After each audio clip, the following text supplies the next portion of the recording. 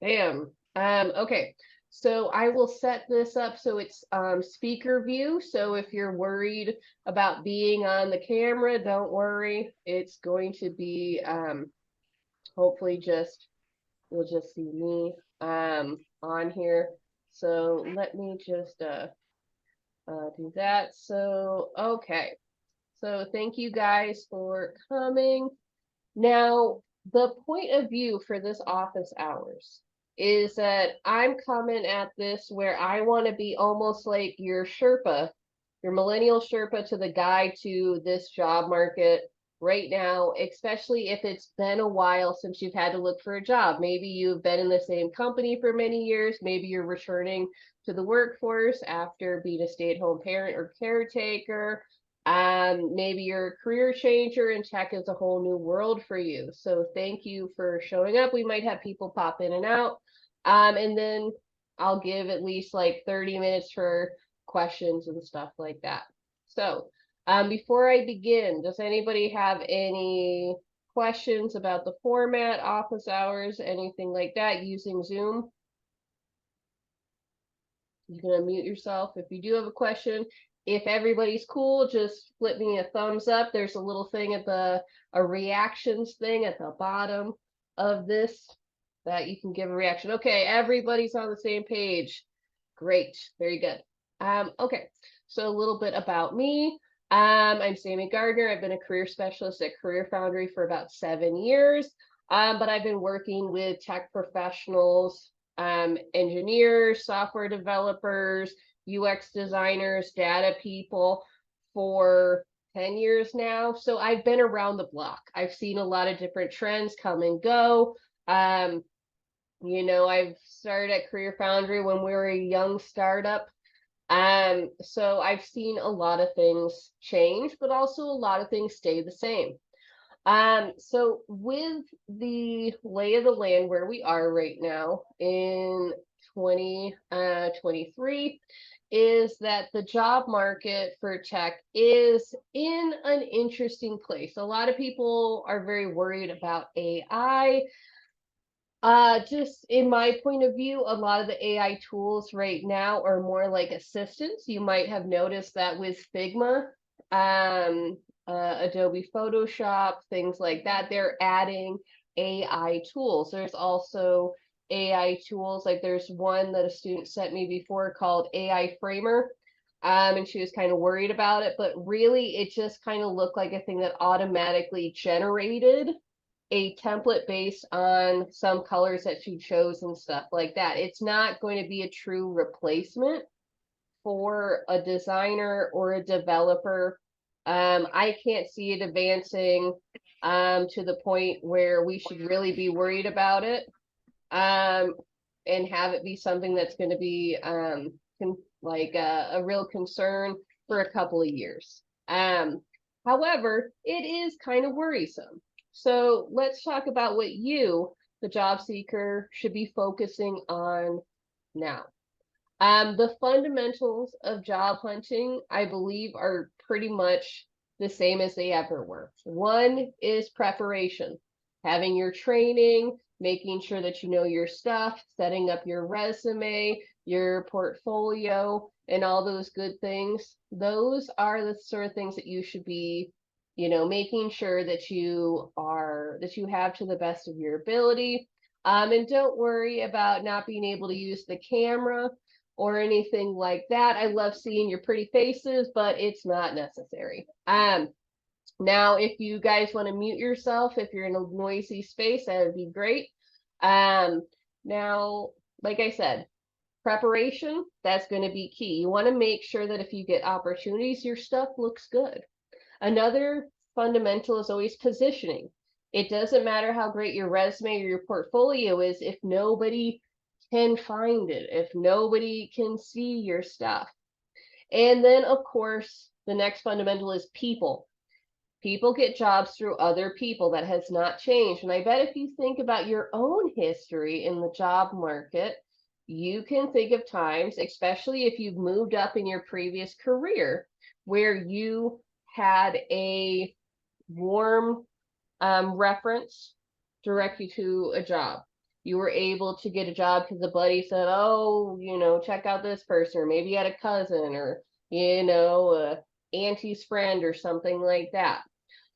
Why I bring up those fundamentals is that it's very easy for job hunters to get distracted by stuff that appears in Forbes. You know, I have a lot of students that will send me articles and they'll say, oh, I see people are sending their resumes with a box of pizza to HR. Should I be doing that? Probably not.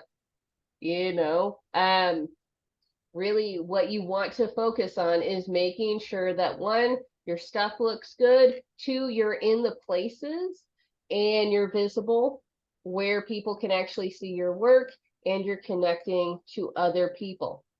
Now, for the mature job seeker who has been working for maybe 15, 20, 30 years, you have an advantage that you might not realize, which is you already have a network.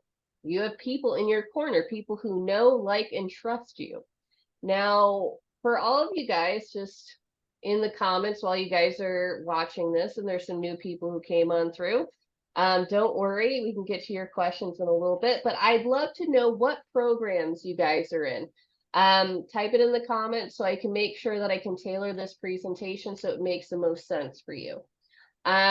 So if we have folks who are in UX, drop in the comments. If you are in data, that's brilliant because I actually just interviewed a data person today to find out about your challenges. Okay, let's see what we got. We got Blake in digital marketing. We got MacBook. Got that's your name in what is it?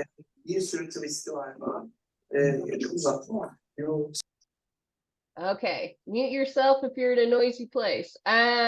We got Hilda is doing product ownership, Vendel in data analysis. Okay, so we got a lot of data folks. Beautiful, beautiful. And we got Doug, good old Doug in web dev. Wonderful. Okay, good to know. So none of you guys are in something that's too out of the ordinary. And then we got John. John's a regular. Thanks for coming, John. Industrial design and UX. Wonderful. So I think for a lot of you guys, especially if you've been in the industry for a while, whatever your industry is, if you're like John, where in some ways you're just kind of adding to your design toolkit by adding design thinking, or if you're a true career changer, one of the things that will help you wherever you are in the Career Foundry program or your job hunt is to start reaching out to people that you know. I know that there's a temptation to go on LinkedIn and just start kind of cold reaching out to recruiters or design leaders or data seniors or something like that and just sending them messages. But I would start closer to home. One, because job hunting is lonely. You kind of want folks to like be able to one, support you, to cheer you along, and also because your direct network might not have like a position or gig that you can do, but they might know somebody. You could be at the top of their mind. Now, why I also suggest talking to people in your network, whether that is sending an email, going out for coffee, or anything like that, is that you get a chance to practice your elevator pitch and talk about your specialties or what you're interested in. That's going to be really key for you guys because, one, for a lot of you folks who are true juniors in the field that you're going into, there is something called the hidden job network, which is sort of the jobs that aren't posted in a lot of places. Now, if you've been on LinkedIn or you look at recruitment websites, there's a lot of folks who are looking for seniors and stuff like that. And that's because job boards and recruiters cost money for a company. It is free to go and ask the development team or the design team or just make a post in the company Slack community. Hey, does anybody know somebody who's good at marketing? People like to hire known qualities. So I would say before you even finish the course, let folks know what you're doing. Now, LinkedIn does have a place in all this. And in fact, I'm going to go check out LinkedIn and share my screen and give you guys some quick tips. But I wanted to start with the fact that people are such a powerful resource because it doesn't matter in a lot of ways what the noise you hear on the internet or in Forbes or anything like that. If you have a solid network of people who know, like, and trust you, those people are always going to be a very good resource to help you find opportunities. Now, in the chat, it looks like Hildy is giving some advice about a platform called Lunch Club. I would also recommend websites like Meetup, go to professional organizations, and also to check out conferences. I know some people are like, that's old school, going to a conference and stuff like that. What about webinars? The beauty of a conference and the value in it is not necessarily the lectures or the speakers, even though those can be very useful. It's the times that you're talking to people, where you're meeting with people. John has a good point about local UX functions. Now, if you're like, there's not too much in that area, in your area, you can invite people to go out to coffee. In fact, I've noticed my students who take that extra step to start inviting people or organizing little coffee chats in a group with folks in their area, that can be really useful for them because that expands their network. And most people don't want to take the step to organize an event themselves. So hopefully I've impressed upon you guys that networking is important. Now, for some of you guys who've been working for a long time, maybe a couple of decades, this might be a relief to you that you don't have to rely on social media, because that's going to be a thing that I've noticed with my job seekers who maybe they've been in the same job for 15 years, has been difficult for them, is the rise of LinkedIn and how much time they should spend there, what to do there. So I'm saying you don't necessarily have to go the LinkedIn route. You can still do stuff in person. But if you want to dip your toes into the LinkedIn waters, I'm going to give you guys some quick tips. Now, I'm going to take us on a field trip to LinkedIn. Let me go open that up. Okay, as you can see, if everybody can see, you can see LinkedIn. And you can also probably hear an ambulance in the distance. Let me just close my window. There we go. Okay, so this is the, looks like there's people trying to join this chat. Okay, I'm admitting more people, but let's go to LinkedIn. So what is the value of LinkedIn? LinkedIn is, yes, it's a social media, but one of the most valuable things about LinkedIn is the fact that it's a business search directory. So you want to think about this in terms of what kind of keywords that you have on your LinkedIn profile, kind of who's in your network. Now, you might have noticed I just had a message pop up. Yes, I still look at my messages. My inbox is full. I really need to go through it. And messages can be useful. However, it's all about how you write the messages, but I'm getting ahead of myself. Let's talk about the profile. Now, what I would suggest using my profile as an example is that there's about 3 hotspots on your profile that you really have to pay attention to. As a job seeker, you can ignore other things. Now, my profile is set up as a freelancer, so I got a lot of copywriting and stuff like that you don't necessarily have to do, but here are some 3 areas to focus on for your profile to optimize it for LinkedIn search engine. This right here is called a headline. Now, if you think I'm going too fast, don't worry. I'm going to upload this video onto YouTube and you'll be able to check it out and stuff at your leisure. But right here under your name is a thing called a headline. This is one of the areas where LinkedIn is going to take keywords to search for your profile. So what I do is I have a bunch of keywords for my profession.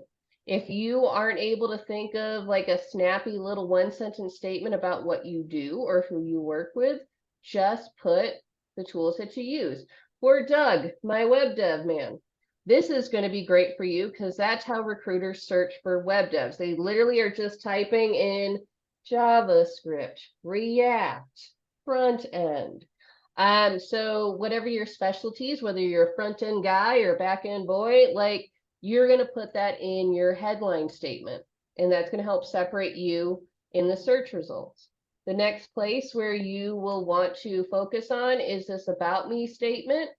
I would prioritize the first 2-3 sentences because that's what's going to show.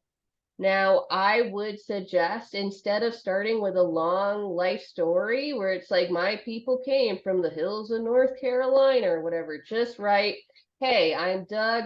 I'm a web developer. I specialize in these languages and I'd like to work with these companies.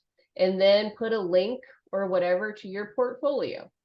For me as a freelancer, and for any of you guys who want to do freelancing, I would direct people to your call to action, whatever that might be. Maybe it's like, do you want me to build your website? Reach out to me here.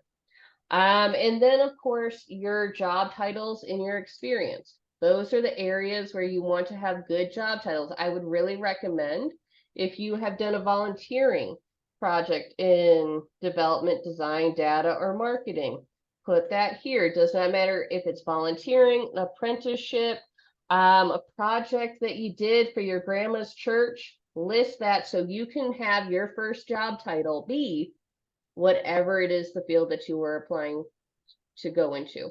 So for those, I know that we have one marketing person. I would really suggest for you, because of your field, to read up on some things about marketing on LinkedIn. You don't have to go into crazy depth about it, but people will for marketing. They will look at your social media profiles as almost a bit of a portfolio. Like I said, you don't have to go all day about it, but just keep that in mind. So those are your 3 hotspots for your LinkedIn profile. And what I would recommend when you're using LinkedIn for jobs is to think about, 1, setting up job alerts for things that make the most sense for your area.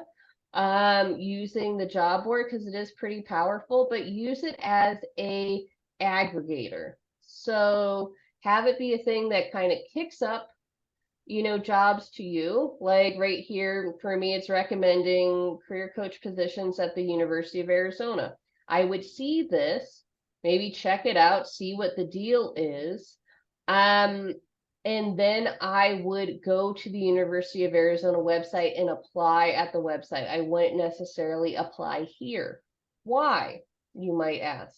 Because for a lot of job boards, not just LinkedIn, you could have a out-of-date job post, and most of the time the company website is going to be the most up-to-date. Now, if you have your profile set up, like I gave you those 3 hot tips for it, LinkedIn is going to work for you and be able to send you better job recommendations. So I'm not saying take off all your old job titles, but make sure you have at least one that is reflecting the jobs that you want now. I told you guys that I would talk a little bit about messaging and stuff like that. My messaging has a whole bunch of stuff in there. Looks like I have someone reaching out to do a project with me. Another person, some students, stuff like that. And also I have a number of random, like, people promising they're gonna give me all sorts of, I don't know, wonderful services and stuff like that. The thing is that a lot of folks will ignore things that are irrelevant to them. So when you have your LinkedIn messages, they're going to show people, whether they're on their phone or in the little thing right here, the first line or 2. Make sure your first line of your message is relevant to people. Now, I know that I'm going a little quickly for this, and I will let you guys ask some questions, But I wanted to go through LinkedIn really quickly to let you guys know that while this is a powerful platform, you could literally set up your profile, make sure it's a good display page. It has a link to your profile. It has the search terms that you need, and then you can kind of let it be a traffic generator. And then it can just be a place where when you go to an in-person networking event, you can add them on LinkedIn, they can see your stuff, and you can sometimes flip through your messages. You don't have to necessarily be here all day. I say that because I know that a lot of students get overwhelmed with LinkedIn. So is this the only job board? No. I also really like a more niche job board. If you guys can see it right here, it's called Built In. Now, why I like Built In as a job board and as just like a place for tech trends and companies and stuff, because this is a great place to do research. You see this thing right here for companies. You can check out companies in different areas. So let's say that you are based in, I don't know, Kansas City. And you're like, oh, I'm in Kansas City. This isn't really a tech hub. What do we have here? Are there any tech companies or anybody that's hiring developers or designers or marketers? Yes, we have over 400 tech companies in this area. Now, the beauty of a website like this is that not only can you find these jobs, but you can also find out more about where they have offices. You can see when they were founded. You can see where they're headquartered. And oftentimes you can see little things about if they have any benefits. It really is a good way for you guys to do some research. Why I suggest this is because I know after dealing with mature job seekers is that y'all are done with the games. You're not like, a 22-year-old who wants to sleep at the office. You'd rather go home and, have time with your family. So I like this as a resource, and I just wanted to give you guys some options. Another thing that you can think about is when you go to the job prep course area in your dashboard, there's a thing called the Career Support Center, and we have a bunch of other job boards on here. If you go to search jobs, they literally have recommended job boards. So while I started with LinkedIn as a thing for you guys to check out, there's a world of job boards out there. So I wanted to do that rundown on networking and then LinkedIn, because those two go hand in hand, while also giving you guys some options. Now, let's see. Ted has some stuff about the data job market. Awesome. Yes, this is a good point, is that in your individual fields, there's going to be differences in how you can find jobs and where to find them. Now, we talked a little bit about networking. Let's talk a little bit about sort of preparing yourself. When it comes to networking, when it comes to developing your presence on the internet, or just your reputation in person, a lot of it has to do with the work that you're sharing. And a lot of, I've noticed with my job seekers who have been in one company for a long time, or it's been a while since they've had to look for a job, one thing that they're confused about is, why do I need a portfolio? What's the point of this? Why is that necessary in the year 2023? Now, I like portfolios, whether you have them on, it's a website, or you are using a PDF portfolio in the beginning, or if you're in digital marketing and you're using your social media presence as a portfolio. The reason to do that is that you have work samples, especially if you're going beyond your local area and you are trying to maybe search for jobs, whether like a work from home job, or you want to go work in another country, another state, another province, whatever. So having a portfolio means that if somebody wants to see a sample of your work, you already have that right away. Now, how many projects do you necessarily need?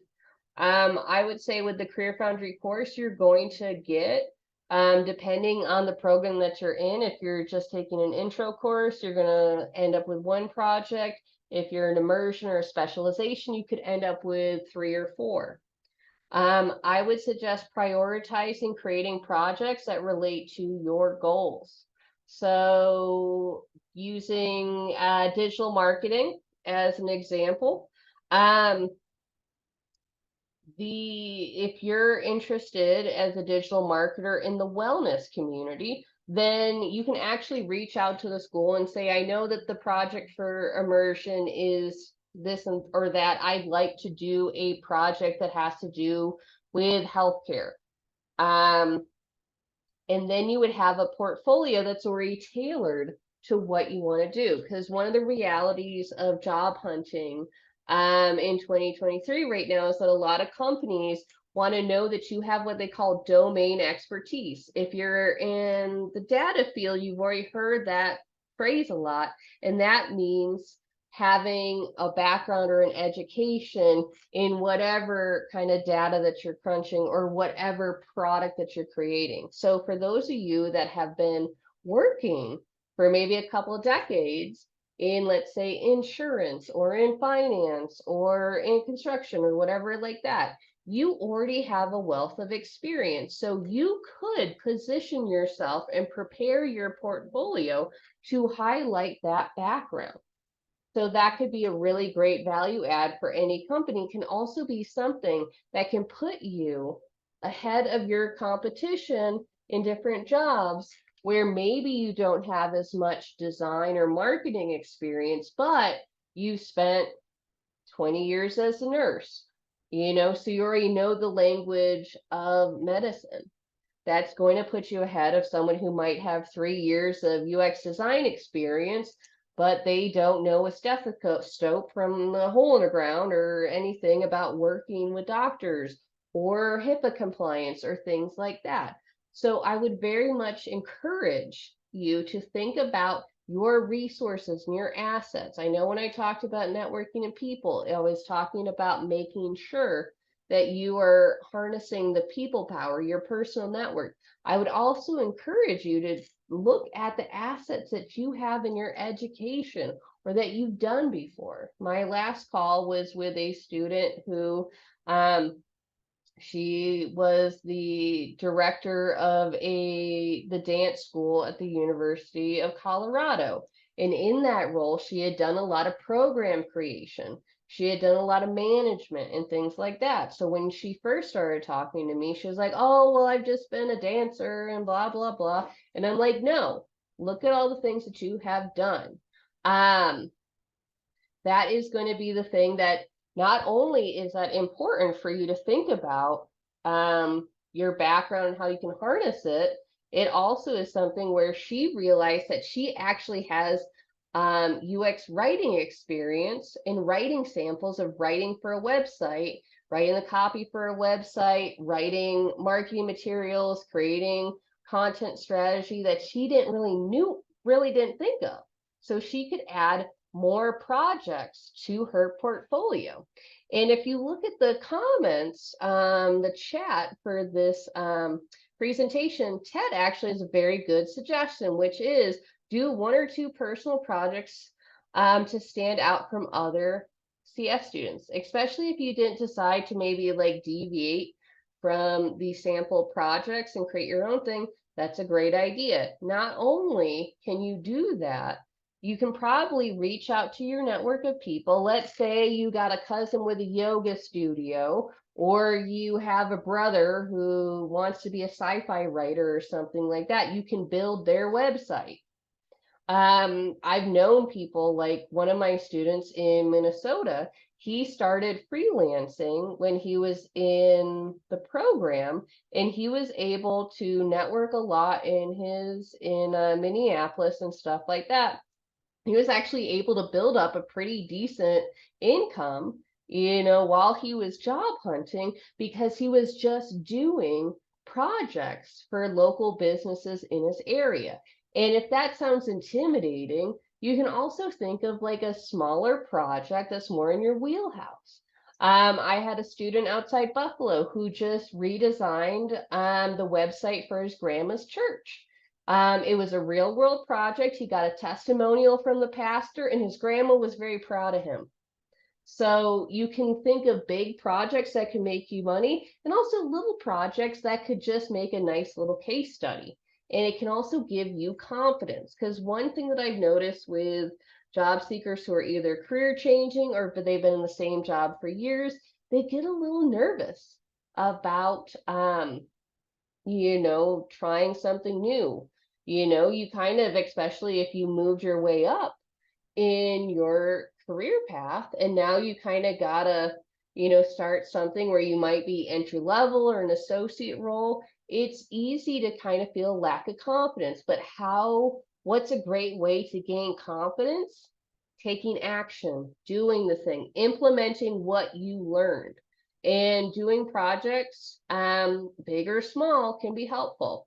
So an example for our students, and I know that we have folks who join this chat a little bit later. Don't worry, I'm going to have Q&A time towards the end. This is just my little talk, a big overview for folks who are returning to the job force, either after being employed in the same company for a long time or after caretaking.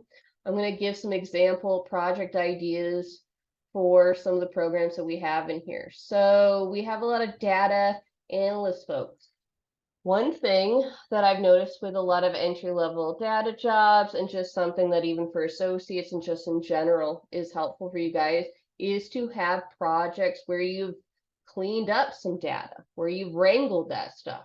Where in your community could be if your skills in cleaning up data or just getting more familiar with these different analysis projects, you could reach out to charities in your local area. Maybe there is a nonprofit that needs to have some data analysis done for their grant funding. For Blake in digital marketing, honestly, there's very few small business owners who would say no to somebody taking over their Instagram. You in some ways have a very, clear path to making projects. So you could reach out, whatever your area of interest in, like maybe let's say you're a big gearhead, you love cars. You could reach out to a local mechanic or a car dealership or something like that and help them out with their Twitter or their Instagram, their LinkedIn, what have you. That's an easy project. You get a testimonial at the end. We have Doug in web dev. I've already talked a little bit about making websites. Just a little bit about me. In my free time, I do like to write fiction. And one of the biggest things that I've noticed with a lot of authors nowadays is instead of selling with a publisher or with Amazon, selling direct from their own website. So let's say, Doug, you really like, military science fiction or something like that. You got an author you like. You could probably reach out to that guy, see what his website's like. Most authors have terrible websites because we don't want to do that. We want to be in our own heads, and say, hey, I'm a student web developer. If you need any time or you need any help with your website, I'd love to, show you how you can build, a website to sell your own books on it.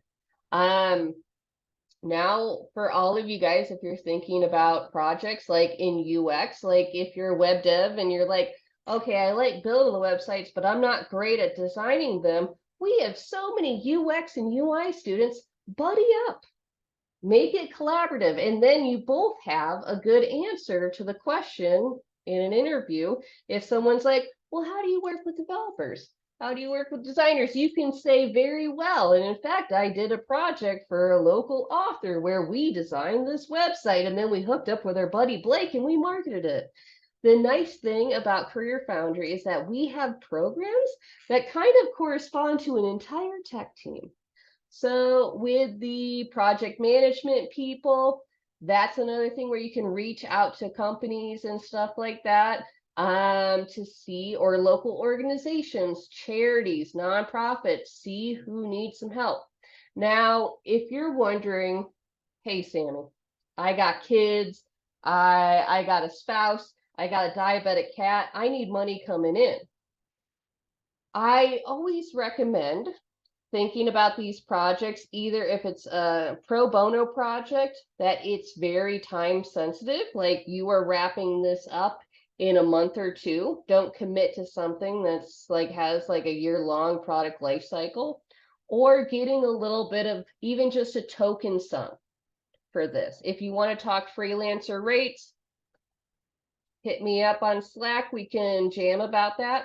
But if you think about your projects as another learning opportunity, and in addition to portfolio building, this can be really helpful for building your confidence, solidifying what you learned here, and also getting yourself out in the community so you're networking, so there's more people who can say, oh yeah, Doug made my website, what a great guy. You know, oh, Blake, he did my thing, or Hildy, oh yeah, she was great, I recommend her, you know. So if that is something that is helpful for you, or if you're like, I'm interested, but I'm not sure yet, talk to your career specialist. You can also reach out to me on Slack. But when you get yourself out there, and I've kind of talked about this in the beginning of the presentation, if you guys missed it, the fundamentals of job hunting are still prep, making sure your stuff looks good, your resume, your LinkedIn, your application package looks good, positioning, getting yourself out there, whether it's direct applications to a company, whether that is networking in your community, whether that's having a functional website where people can actually see you and hire you. And then also people hire people, so I just wanted to do this topic. And I know that I went through a lot of stuff because I've been working for my whole career coaching career with folks who either have been in the same job for 20 years, or they, are breaking into tech after a long career in another field, and they get nervous about, has job hunting changed that much? In the end, not really. It's still about your reputation, your work ethic, and your competency. How you share that information with people. Yes, we got cell phones with apps on them, and you might want to use LinkedIn more, but the basics, the fundamentals are pretty much the same.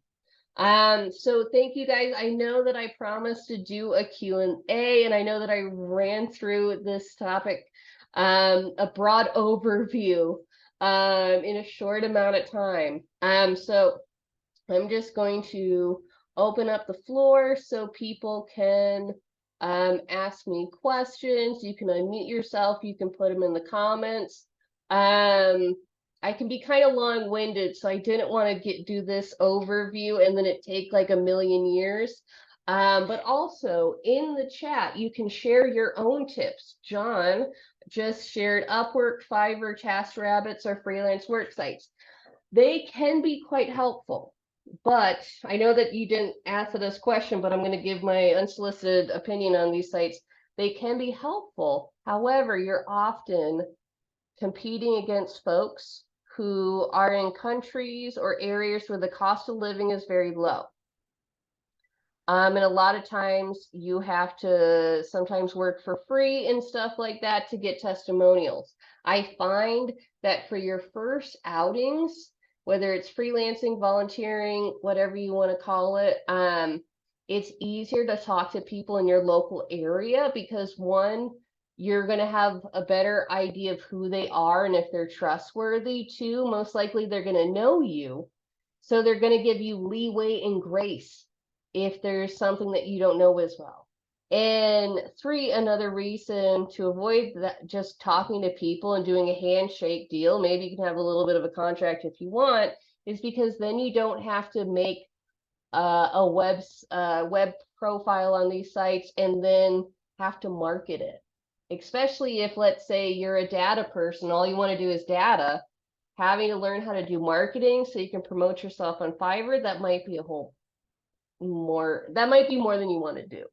So while yes, those sites can be helpful, especially if you decide that maybe you get the bug and you want to be a freelancer.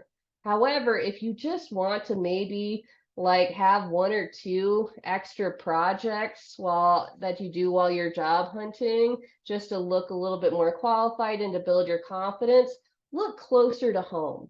It's kind of like with networking, why I recommend people start with the folks you know first, because the colder the outreach that you have to do, the less response sometimes you get. And that can be demoralizing. So I know that for some people, they're like, but it's the internet. I can get so much traffic, blah, blah, blah. People still mostly go for folks they know, or they have a referral for. So thank you, John.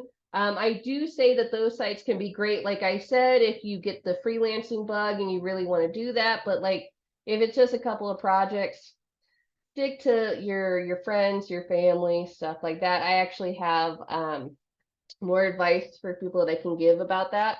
But I want to open up the floor. What questions people might have, comments, concerns, emotions, feelings. If you're wondering, I did record this and I will upload it unlisted onto YouTube so you guys can watch it later. I wanted this to be sort of a overview, but I'd love to get anybody's questions. You can unmute yourself. You can type in the chat, whatever is clever.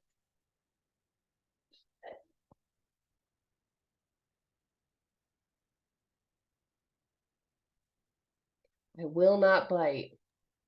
Hi, Hi, Ted. Ted. I'm based in Berlin, Germany, and Awesome.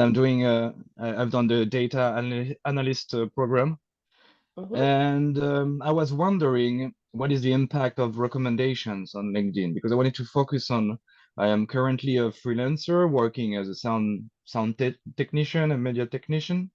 And I was thinking of asking my current network, and I wanted to how recommendation are perceived from recruiter sides. Yes. Okay. So I think testimonials, whether they're on LinkedIn or other places, are great to collect. Now, if you look at the design of LinkedIn, of a LinkedIn profile, recommendations are at the bottom. So I'm gonna just share my screen real quick for y'all.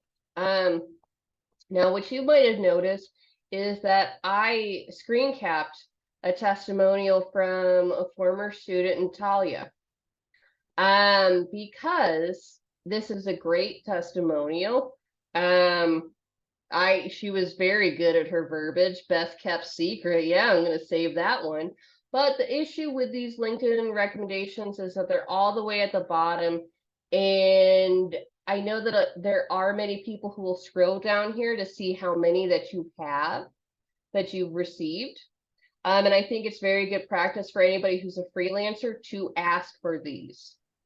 Just get in the practice of asking for testimonials. One, because they can give you good advice on what you're good at. And this is also something where you can screen cap it and move it closer to the top of your profile. You can also put it onto your website. If your question is this going to give any like algorithm juice to you? I have not necessarily seen that. Okay. You can only get like you see if someone recommends you, so nobody's really going to leave you like a stinkogram on here. So, but it is something where when people are doing, I guess, sort of prestige for their brand or just legit brand legitimacy, it's nice to have. But it's not going to give you much for the algorithm. Okay, I see. Thank you. You're welcome. Thank you for that question. Okay, Vita. Can Career Foundry build a group for each field so students can receive ideas about who receive job offers and talk about their portfolios, interviews, and networking?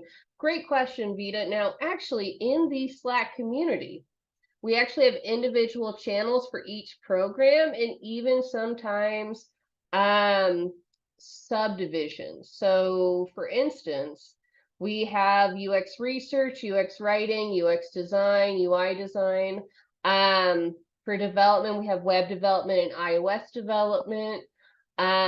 So you can actually join the Slack community and see those profiles. We also have a LinkedIn alumni group on LinkedIn.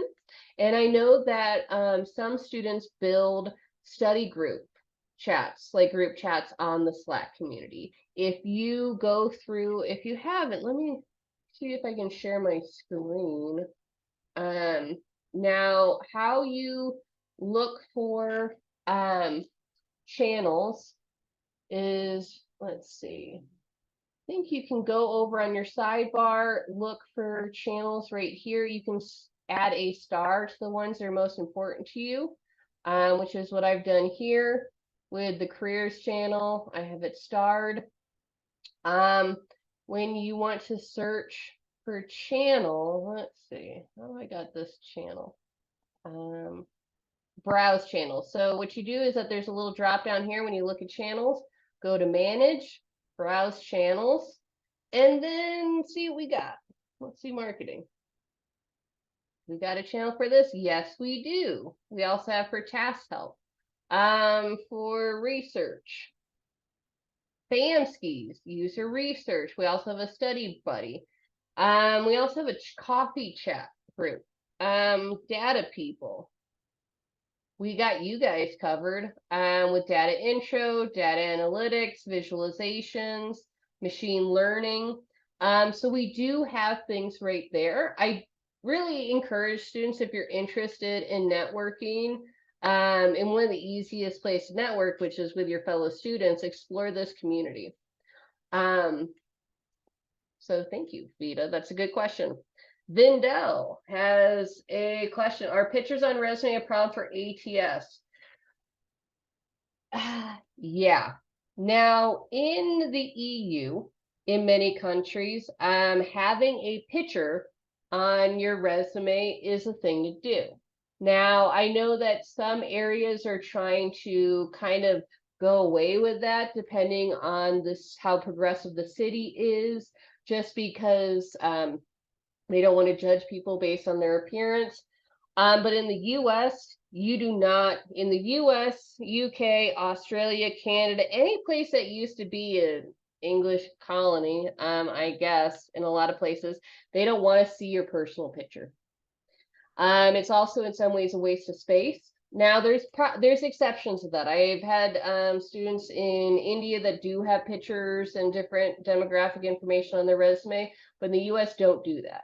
Another reason to not have super like pictographic, infographic resumes is that sometimes it can lead to problems with applicant tracking systems porting over your information. And you might also notice that recruiters will often prefer simple one-column resumes because they're easier to read. It's easier for the computer to read. And generally, you know, it can be in a more logical format than having a bunch of emojis and skill scales.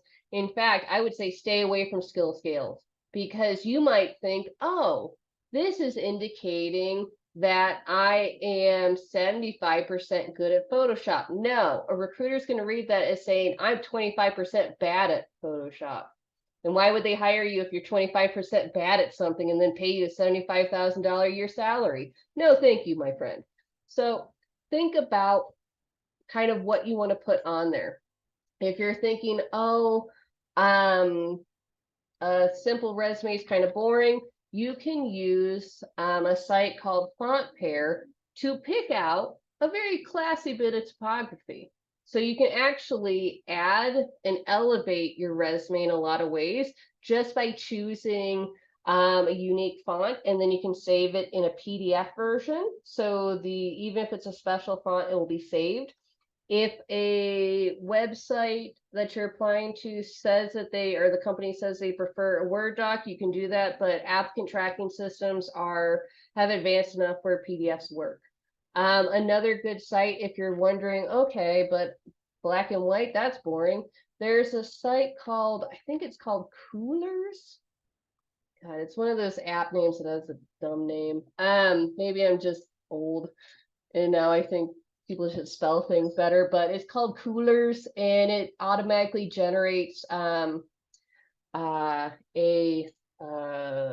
color palette for you. So a nice color scheme, a nice font can do you fine for a resume. In fact, if you look up a lot of resumes from people who work at Google, they don't have a bunch of crap on it. You know, it's here's my name, here's my stuff, here's my skills, here's my experience, and a little tagline at the top so you know what to do with me. If you use a site like Canva, that has a lot of doodads and stuff on their resumes, and recruiters frankly hate that. So decide who you want to impress, the recruiter or, you know, people on Pinterest. Okay, Vindel says, I just saw CF alumni on your Slack. How do I get access? I finished last month. Good question. Reach out to career services at careerfoundry.com and request access. And just say you're an alumni and they'll pop you in there. We have a thing where we try to make sure that current students don't go in there, and we just save it for the alumni. And also there's one on LinkedIn as well that you can join. I recommend knowing that email because yes, you can ask your career specialist about course things or access to stuff, but most of your career specialists like me are freelancers. So, you know, we're not based in Berlin. You know, I've been there. I've been to the company retreats. Love Berlin. Great city. Always get a kebab when I'm there, but it's we only have so much power. Okay. So thank you for that question. What other questions do you guys have? And you can unmute yourself if you like or type it in the chat. Let me know. Okay. Ted says this is a great city. Honestly, I do recommend Berlin. It's very fun. Great place to get around. It has a good tech scene. It's relatively friendly to newcomers and foreigners and stuff like that. I have to check again, but before the pandemic, it was one of the more affordable European capitals to live in. That could have changed. Don't quote me on that. It is possible. It is possible. It's quite cheap city, indeed. Hey, excellent. Yeah, it is. Nice. I had a question. That's why I unmuted myself, and I think I lost it when you talked about Berlin. Sorry. Okay, that's okay. It'll come back to you, but It'll come back probably. okay. Okay, while you think about that, we got another question. How many skills should we list on the resume?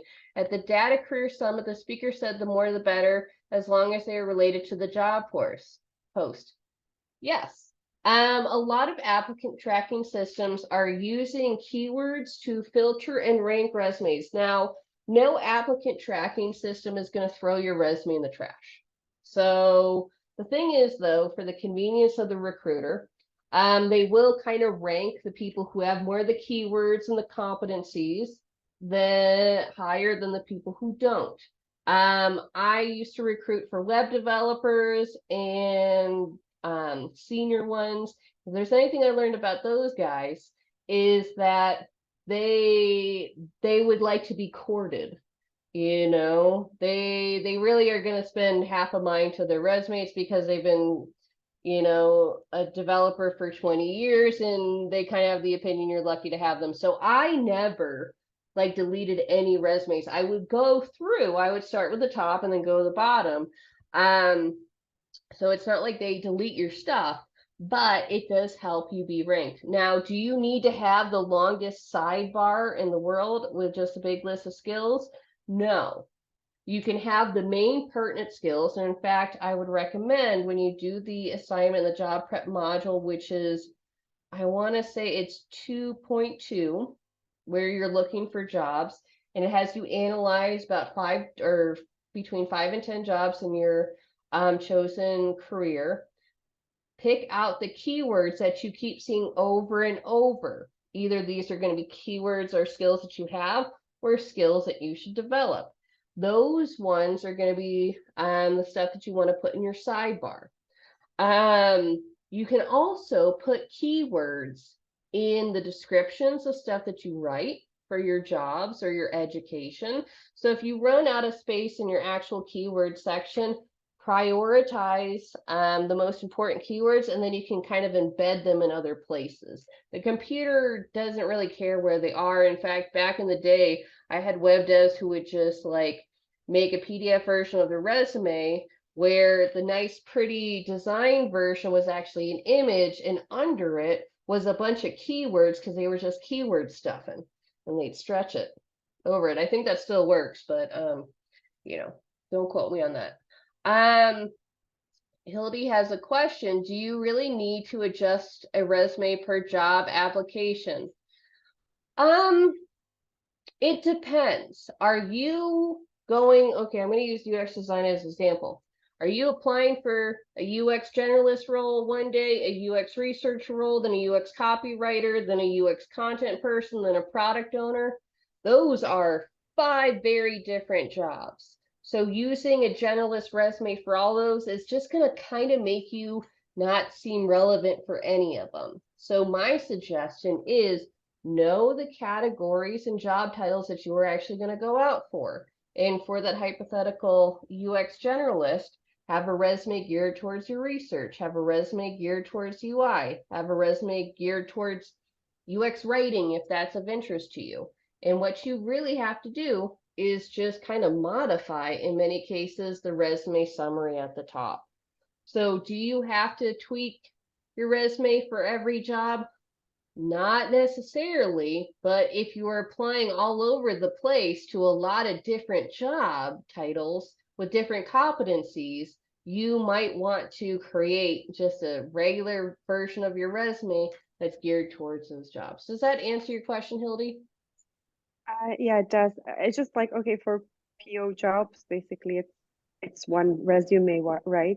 Because they say that you need to adjust it per you know, to match the keywords on the job description. Because now we have like Teal, which is like an AI application where they basically take the job description and then, you know, find the keywords that match in your CV. And apparently you should have a higher success rate, but I'm not sure if that's really a thing. Okay, there's a lot of resume scanning services that essentially will do what the kids call neg you, and because they want to send you into a marketing funnel. Blake, our dear friend in digital marketing, can explain a marketing funnel to you. And that's like, why would they tell you? It's like if you go to a cosmetic surgeon and you say, oh, how's my face? He's going to find something wrong with your face. It doesn't matter if you're Angelina Jolie. He's going to tell you something's wrong with you. So that's what these resume scanners are like. Now, if you are using the most common keywords, you know, you should have all the stuff that they need. Now, maybe if you're going for very wildly different industries, like let's say you're interested in both finance and healthcare, yeah, maybe you want to have a tailored version of your resume for those different roles. But I would encourage you to be intentional with your job hunt and have clarity on where you're going, and then build a system for your applications that supports your workload, as opposed to creating a process where you have to, like, you know, scramble and spend hours on one application. Does that help? It's very boring as well. Oh, It's like it's very awful. tedious. Oh, it's terrible. It's horrible. No, Yeah. just remember that a lot of advertising when it comes to job hunting is based on fear, scarcity, and the idea that you are doing something wrong, you know? Right. So keep that in mind. That's why networking is very helpful, because you can often talk to people, get introduced, find out what a company wants. I would spend more time tailoring your approach for an interview if you're a product owner, and then spend that time, you know, talking about the products, having intelligent questions to ask in the interview, and that kind of thing. So yes, Career Foundry says it's the best practice, tailor these applications, but that's just in a lot of ways because a lot of students will just do what is called the pray and the spray, where you just pray and then spray your resume all over the field without really much of an idea of where it's landing. Be intentional, be strategic. So hopefully that helps you, Hildy. Yeah, it does. Do you have an idea about the job market in Europe in general? Like in tech, it has gotten, let's say, in the beginning of the year, there were almost no vacancies, and it's starting to get better. But do you have an idea on how, how the situation is at the moment?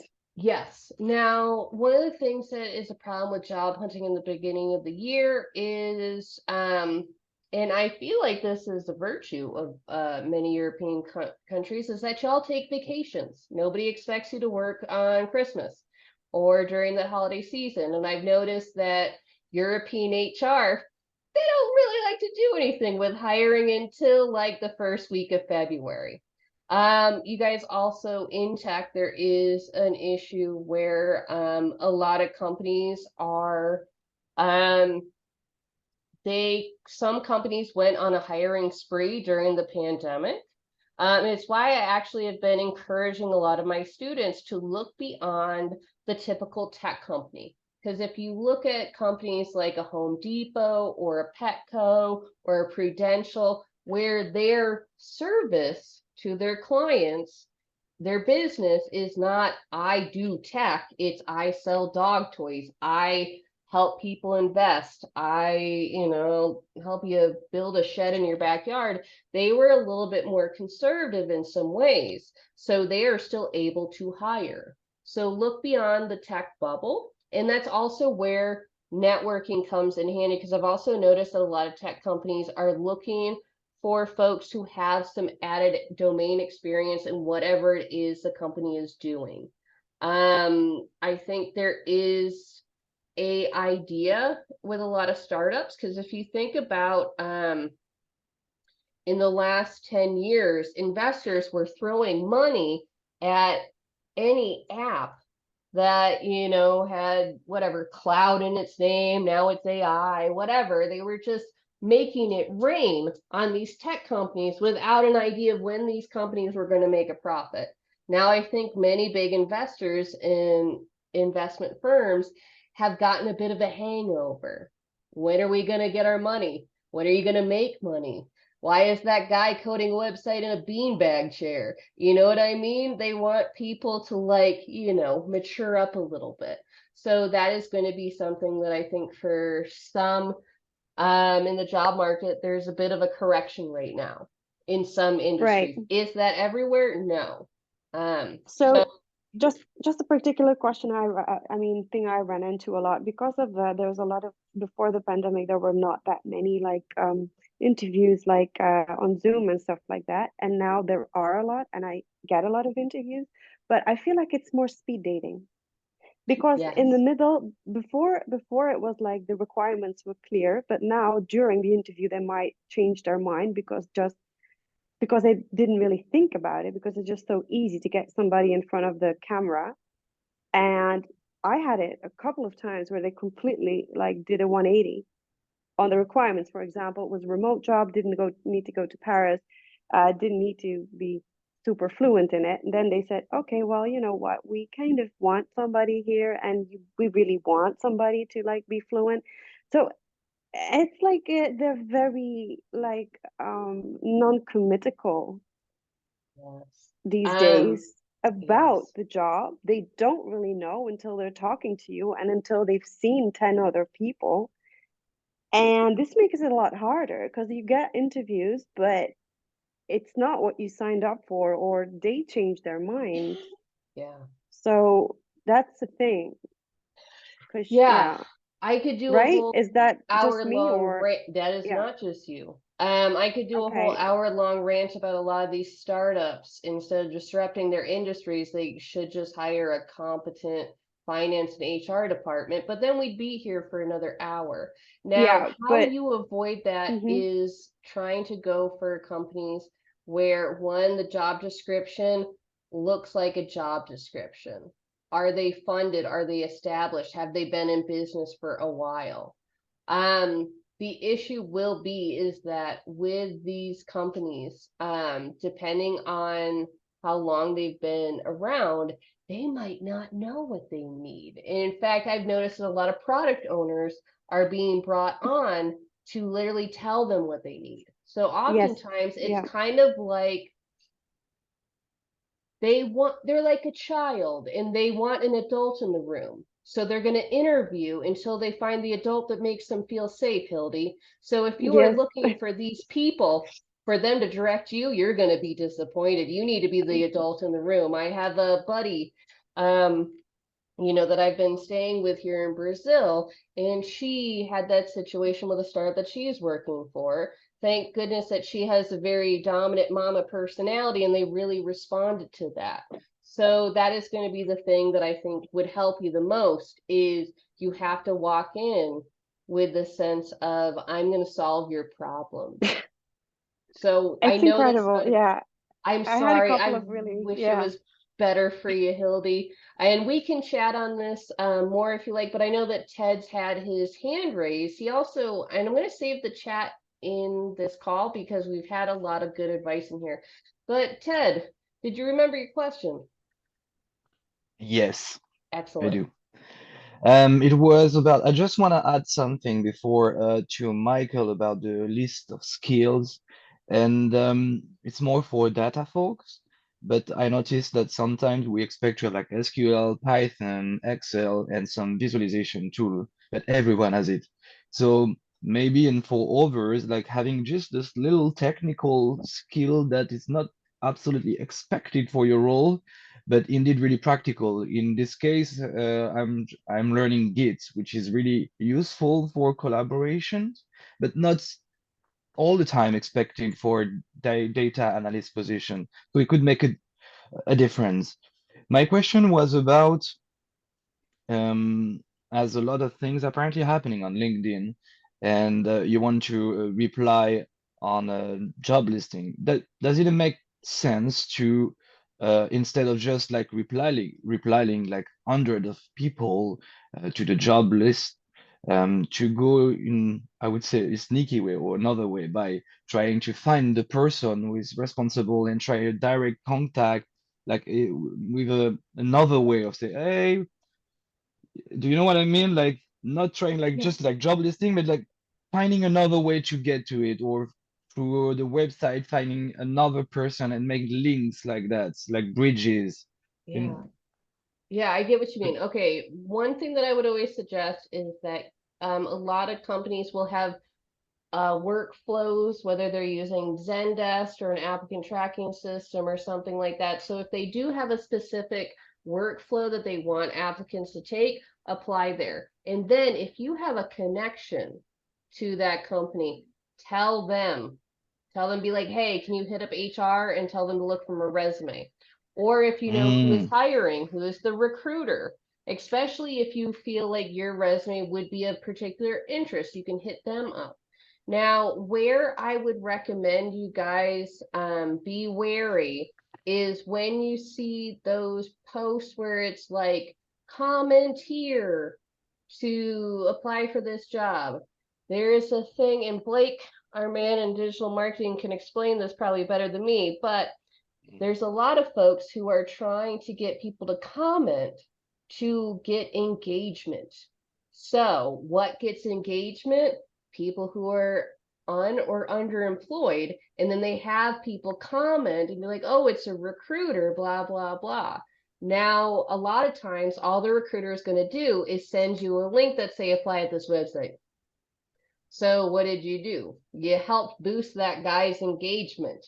You got him more views. Now he's a LinkedIn superstar. He's an influencer. So what I would always recommend is, yes, go through the channel, so the right channel, so you can get into a workflow, and then find either a personal referral or a decision maker that you can say, that you can send a message to. If you have like a connection in some way, like let's say both y'all went to the same university, that could be something that you start with.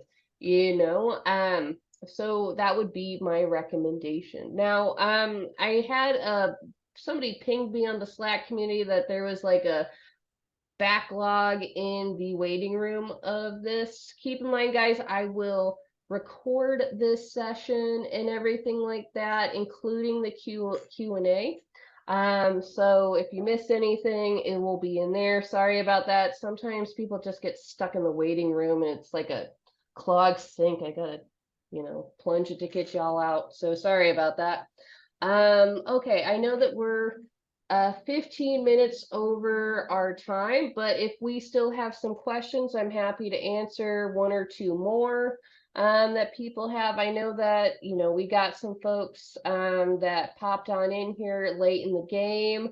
I pretty much gave an overview of the job market in 2023, especially for folks who maybe had been in the same job for a long time, or they were coming back from caretaking. So if you have any questions about that, I'm happy to answer it, or things just in general about the job market.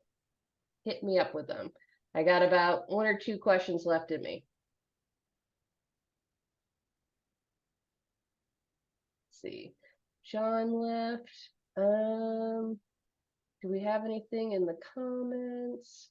Okay, if you guys haven't seen it, Ted shared a very good tech salary report. I would encourage you guys, while y'all decide if you have any questions and you let that ferment in your brain, what questions you have, I would recommend you guys know your numbers. The average salaries, you can use these tech reports, you can use pay scale, Glassdoor, find out what your numbers are, so you can find out if these jobs are worth it. Because I'm willing to bet that while y'all probably moisturize every night, none of you guys are 22. You all have rent and bills and, kids or spouses or diabetic cats or stuff that you got to do or you're saving up for. So you can't work for peanuts. Even if you are lucky enough to live in a lovely country with a nationalized health care and a social net, you still need to make money. Knowing your numbers, knowing your worth, and being able to articulate them will serve you well and make sure that you're not, maybe given a bad deal that you feel like you have to take because that's market rate when it's not. So that would be my suggestion there. Check out the salary report in here. Now we got a question in the comments. CF, should I put CF projects in education or in a separate section? How many bullet points per project? Good question. Now, if you have work experience in your field, I would just lump your projects in as a bullet point in the Career Foundry education section, and then have your work experience closer to the top. In fact, I would encourage you to think about the visual hierarchy of your project. My UX and UI designers can explain the concept of visual hierarchy, but essentially, in layman's terms, put the most important stuff at the top.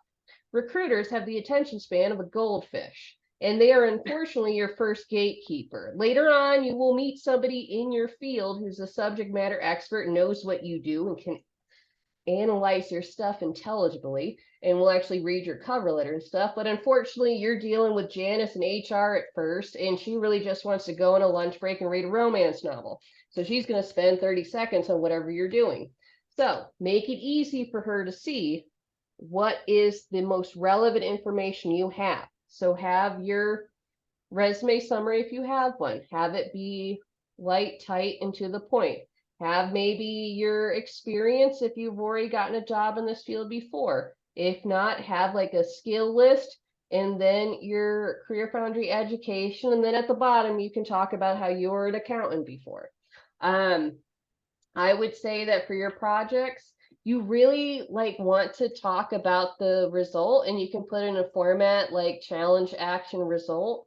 So let's say you did, we used to have a project that was like a scavenger hunt thing. So your bullet point could be crafted scavenger hunt app using Figma resulting in a responsive mobile something or another. You know what I mean? So it doesn't need to be long, especially if it's a school project, which is very theoretical. You know, you mostly just want to make sure your bullet points are dynamic. Now the Vita has a good question. If we do not have work experience and we worked as volunteers on the project, do you think it's better to recommend the resume or in the interview that we collaborated on the project as volunteers? You never need to tell anybody you weren't paid. It's none of their business what you were paid for any job you have until you get a written offer and you need to talk to HR about it. In fact, I would list every volunteer thing because you know there's too many startups that love having unpaid interns. And if you're working on some, you know, dude's dream, you need to get something out of it besides the satisfaction of his dream happening. So what I would suggest is any volunteer experience, have it be listed as a job, because you probably did professional grade work. So an example, if you worked for Tech Fleet or through UX Rescue or through Volunteer Match, do not list that as Tech Fleet, volunteer UX designer. Don't do that. But you want to list it as, like, I don't know, Hug Puppy Charity, whatever it's called, you know, UX designer, and then your bullet points of the goal was a responsive app. We use blah, blah, blah tools. I collaborated with blah, blah, blah people. It resulted in this. If you are a digital marketing person and you're working on maybe like, you know, a volunteer project with another charity or just pro bono for a friend, get metrics. Actually, this is for all of you guys. Get metrics on stuff, especially if you're working with a startup and you're not getting paid for it. If they try to put you under an NDA, try to wiggle your way out of it, because that's not fair. Because the only thing you're getting back from this fella is work experience. And if you can't show people that you helped some dude make the Uber for kazoos or whatever nonsense you were working on, then you need to have something to show for it. Sorry to get a little salty. It's later in the day. But what I'm saying is get metrics, make sure you know the engagement. Did they get revenue? How did they scale? How did this get deployed? How many people were you working with? Get that quantified information, because that is what people really do want to see on a resume. It's not about, actually, one of the big differences when it comes to your presentation for your resume is back in the day, you could just list responsible for this, did that, organized this. Now people want to see your action and then the impact in the same bullet point. That's going to make your bullet points way more dynamic. So you could craft something like for marketing as, you know, set up LinkedIn account, grew network to 500 connections, resulting in a 2% increase of conversions or subscribers or whatever. You know, so that's actually going to be a thing that's going to give people an idea of the scope and scale of what you did. Okay, so guys, do we have any more questions? I'm running low of steam. So if you guys do want to chat or anything another time, my email is Sami@careerfoundry.com. I will upload this onto YouTube. It'll be unlisted, so I'll just share the link. You guys can watch it. Again, this was kind of a loosey-goosey sort of presentation, so I didn't have any slides. I mostly just spoke from the heart, if you will. So let me, just stuff that I feel like is important for students to know as a nice little overview. So thank you guys for coming. I'm going to share the chat right now. Thank you. Thanks, Sami. It was nice. Well, thanks for coming, Ted. Thank you, Hildy. Thank you, Charity, Vita, Jana, Ada, Christy, Blake. I kept saying your name, Blake, because you were the first student listed, so sorry if that was weird for you, dude. But thanks for being here, and I hope you guys have a great day and an even better week. Bye-bye.